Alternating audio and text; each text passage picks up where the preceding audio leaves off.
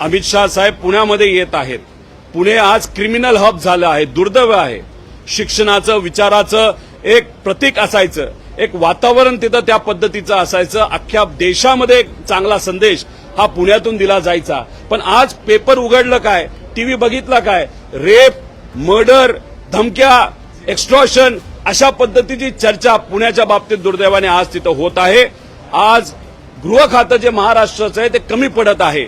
अमित शाह साहेब पुण्यामध्ये आलेले आहेत. मी त्यांना विनंती करतो की आज तुम्ही तिथं आलेला आहात, तिथल्या सर्व पोलीस अधिकाऱ्यांना तुम्ही बोलवावं, गृहमंत्र्यांना बोलवावं आणि जे काय आज पुण्यामध्ये आणि महाराष्ट्रामध्ये चालू आहे, ज्या पद्धतीने गुंडाराज वाढत चाललेला आहे तो कुठेतरी कमी करण्यासाठी मदत करावी. फक्त मी आशा एवढीच करतो.